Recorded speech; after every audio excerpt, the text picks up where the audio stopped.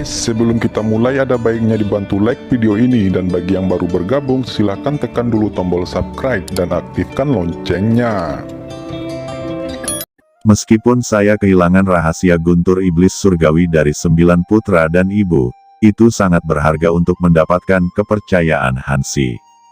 Gumam Fang Han terbang di atas jalan, mengagumi pemandangan di permukaan dunia Wuji, dan mempertimbangkan dengan seksama bagaimana rencana untuk berbaur dengan istana yang murni di masa depan.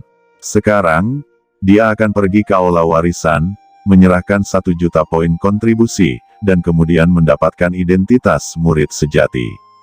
Masalah bawah tanah tidak ada hubungannya dengan dia.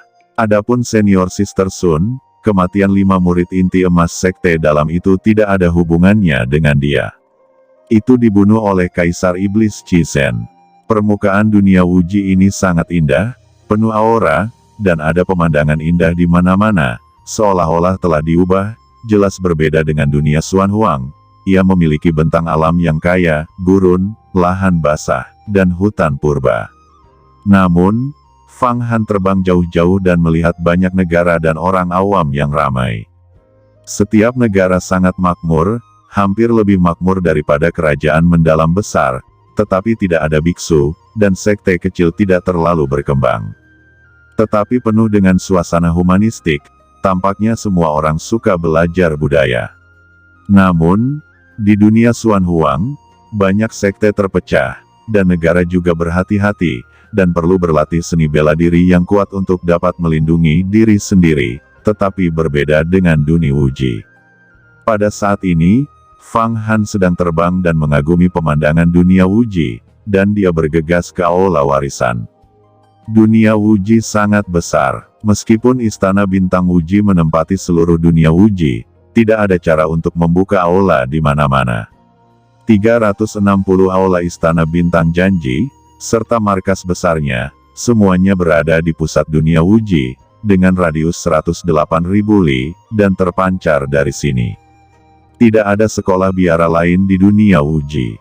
Semua sumber daya dan berbagai bahan diserahkan kepada murid-murid Istana Bintang Janji untuk diperoleh, dan karena itu, Istana Bintang Janji sangat kuat, dan tidak ada cara bagi pasukan kelas atas untuk mengatakannya, dan jumlah murid jin dan sungguh luar biasa banyaknya. Fang Han bahkan merasa bahwa jika semua murid Istana Bintang Janji ditambahkan, apakah mereka dapat bersaing dengan 80 miliar protos? Dunia Bintang Janji, populasinya benar-benar makmur, dan tampaknya Istana Bintang Janji tidak membesarkan orang-orang ini seperti babi, tidak menginginkan keyakinan mereka, atau mengajari mereka seni bela diri, tetapi secara langsung mengembangkan kebijaksanaan mereka. Bagaimana menurutmu, Fang Han? Kerajaan manusia dunia ini sebenarnya telah mengembangkan banyak keterampilan manusiawi. Anda lihat mereka sebenarnya berada di jalan, mencor jalan dengan besi, dan bahkan membuat pesawat terbang di langit. Juga, mereka telah membangun satu demi satu bangunan bertingkat tinggi. Tetapi semua itu tidak dimotivasi oleh sihir. Bisik Yan juga mengagumi kerajaan manusia sekuler di dunia Wuji. Manusia biasa di dunia Wuji belum mengolah tubuh dan jiwanya, tetapi mereka telah mencapai batas dengan menggunakan alat dan kebijaksanaan mereka sendiri. Tapi ini tidak ada gunanya. Bahkan jika keterampilan yang menakjubkan ini dikembangkan tidak peduli seberapa tinggi mereka, setiap raksasa abadi, atau bahkan seorang ahli inti emas, dapat menghancurkan mereka semua. Kata Fang Han menggelengkan kepalanya. Apa yang dipikirkan oleh Istana Bintang Janji? Untuk apa negara-negara ini dibudidayakan? Apakah itu mainan? Saya tidak tahu ide Istana Bintang Janji ini, tetapi ada juga kekuatan kuno di Istana Bintang Janji. Seharusnya tidak ditujukan untuk apa-apa. Sepertinya hanya mengeksplorasi sesuatu untuk mengembangkan batas kebijaksanaan manusia. Saat melakukan percobaan, seharusnya tidak sesederhana membuat mainan. Orang-orang ini benar-benar luar biasa. Mereka tidak memiliki banyak kekuatan di tubuh mereka, tetapi dengan kebijaksanaan mereka, mereka dapat membalikkan keadaan. Bisik Yan memperhatikan dan berseru. Lupakan saja, Istana Bintang Wuji memiliki aturan. Tidak ada disiplin yang akan muncul di depan orang-orang di dunia, juga tidak dapat menimbulkan sensasi di dunia, jika tidak mereka akan saling membunuh. Lihat, orang-orang yang memeriksa ada di sini. Saat Fang Han sedang terbang, tiba-tiba dua sosok berfluktuasi di depannya, dan kekuatan yang kuat turun di depannya. Mereka ternyata adalah dua master dengan 10 kekuatan supernatural, sekuat Hansi.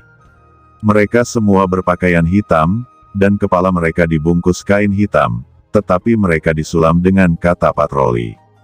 Pada pandangan pertama, mereka adalah utusan patroli Istana Bintang Janji yang paling menakutkan dan paling tidak simpatik. Dari aula mana kamu berasal? Keluarkan tokenmu, kata seorang inspektur berdiri di depan Fang Han dan berkata dengan suara pelan. Fang Han dengan cepat mengeluarkan tanda dari murid batinnya, Tuan Inspektur, saya akan pergi ke kuil warisan.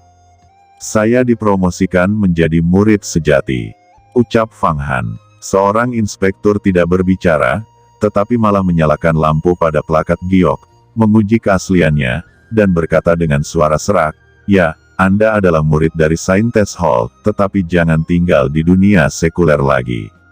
Apakah kamu tahu, kamu tidak dapat melakukan apapun dengan siapapun di dunia sekuler ini? Kalau tidak, tidak akan ada belas kasihan, kata penjaga ini. Ya, aku akan pergi ke balai warisan sekarang. Fang Han buru-buru berkata, saya pasti tidak tinggal di dunia sekuler lebih dari sekadar tinggal. Pergi, ucap kedua inspektur itu melambai, mendesak Fang Han untuk pergi. Lalu dia menghilang. Apakah dunia sekuler begitu ketat? Pasti ada rahasia, tapi sekarang aku tidak peduli padanya. Gumam Fang Han mempercepat, terbang untuk waktu yang lama, dan dia tiba di sebuah aula besar. Istana besar ini juga berada di awan, dikelilingi oleh ratusan istana kecil, dan ada banyak biksu yang berterbangan di dalamnya, dan hampir penuh dengan suara bising. Ini adalah Hall of Warisan, murid-murid Istana Bintang Janji, yang dipromosikan selangkah demi selangkah, semua di sini untuk membayar kontribusi mereka. Juga, metode praktik pertukaran kontribusi untuk kekuatan gaib. Adapun untuk menggunakan tingkat kontribusi untuk ditukar dengan senjata ajaib, itu harus pergi ke Duo Baudian. Untuk menukar derajat kontribusi dengan pil berarti pergi ke Istana Cunyang. Fang Han sekarang memiliki kontribusi 40 hingga 50 juta, dia memutuskan bahwa dia harus segera dipromosikan ke murid sejati terlebih dahulu, baru dia akan pergi ke istana yang murni. Dengan imbalan beberapa obat yang murni, dia terbang langsung ke aula warisan. Di aula utamanya, dia merasakan aura tirani tersembunyi di dalamnya. Sepertinya dia telah berjalan ke artefak Tao yang aneh seperti Istana Surgawi Yuhua dan meteorit kuno Gerbang Bintang. Saudaraku, aku di sini untuk dipromosikan menjadi murid sejati, ucap Fang Han sambil berjalan ke aula warisan. Dia melihat deretan calon murid sejati, bermeditasi dan berlatih. Dia berjalan ke depan dan mengambil kontribusinya di medali giok. Dibutuhkan 1 juta poin kontribusi. Ucap murid sejati ini tidak memiliki ekspresi di wajahnya. Fang Han menggosok plak giok, dan segera ada jutaan rune bintang yang terbang keluar darinya, dan setiap rune bintang mewakili kontribusi. Murid sejati ini terkejut ketika dia melihat Fang Han memberikan 1 juta poin kontribusi sekaligus. Lalu dia mengumpulkannya dan memberinya rune. Masukkan jimat giok ini ke dalam medali giok Anda, dan Anda akan menjadi murid sejati. Status Anda luar biasa. Saya harap Anda bisa melakukannya sendiri, kata murid sejati itu dengan serius. Terima kasih, jawab Fang Han mengambil jimat giok dan menggabungkannya ke dalam kartu gioknya. Seperti yang diharapkan, kartu gioknya mulai bersinar. Sejak saat itu, dia adalah murid sejati Istana Bintang Janji, dan identitasnya lebih tinggi daripada murid dalam. Saudaraku, aku juga ingin dipromosikan menjadi murid sejati. Terdengar suara di samping Fang Han yang baru saja akan pergi ke istana yang murni. Murid lain datang di sampingnya. Murid ini adalah pria parubaya yang tinggi dengan pondasi yang sangat bagus dan aura yang kuat. Namun, ini tidak cukup untuk menarik perhatian Fang Han, tetapi ketika orang ini masuk, Fang Han merasakan pohon dunia di tengah alisnya bergerak ketika dia berbicara. Protos, murid laki-laki parubaya ini sebenarnya adalah Protos. Gumam Fang Han terkejut, tetapi dia tidak menyangka bahwa Protos juga akan bercampur di Istana Bintang Janji. Tetapi tidak heran bahkan Chunan Gongzi adalah tubuh setengah manusia dan setengah Protos. Fang Han sangat peka terhadap Protos sekarang, karena wilayahnya menyatu dengan nafas kerajaan Protos. Pengetahuannya tentang Protos benar-benar terlalu dalam. Dia diam-diam membuka 3.000 mata ajaibnya. Fang Han menatap pria parubaya itu, dan dia segera melihat melalui wajah asli pria parubaya itu. Itu memang Protos, dengan tinggi 3 kaki. Ini sebenarnya adalah Kaisar Dewa Protos. Seorang master tingkat Kaisar Dewa, tetapi auranya jelas tidak sekuat Kaisar Dewa Langit Kebencian. Dia jelas adalah Kaisar pertama dari alam rahasia umur panjang. Namun, Kaisar di Protos berbeda dari raksasa abadi manusia pada umumnya.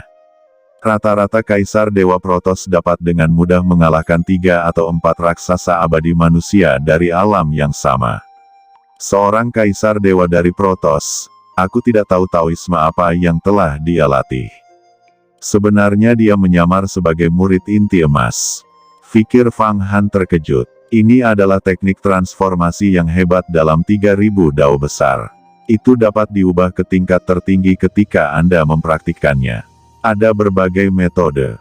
Jika itu bukan dunia kelahiran Anda, dan kerajaan Protos, Anda tidak dapat membayangkannya.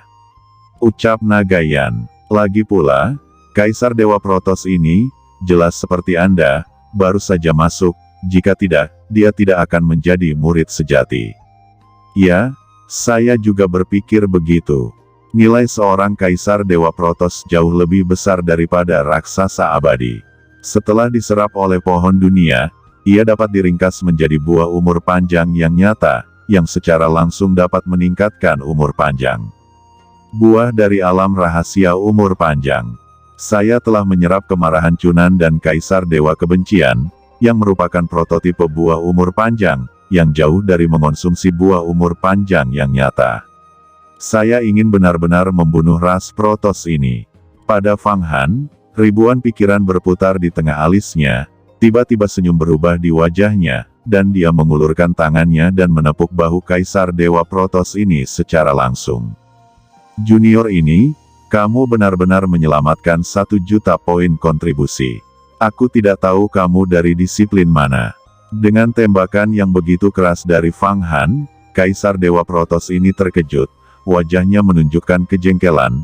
Niat membunuhnya melintas dan itu dikuburnya lagi. Wajahnya menunjukkan senyuman dan berkata, "Saudaraku, kamu membuatku takut. Aku ini adalah murid Nando Hall, yang baru saja menjadi inti emas dan telah mengumpulkan 1 juta poin kontribusi untuk dipromosikan sebagai murid sejati. Tidak mudah untuk menjadi murid sejati. Kontribusi saya tidak tersisa sama sekali." Ucap Kaisar Protos. Mengapa kita tidak pergi ke tanah untuk berburu setan bersama dengan imbalan kontribusi? Kata Fang Han tersenyum cerah.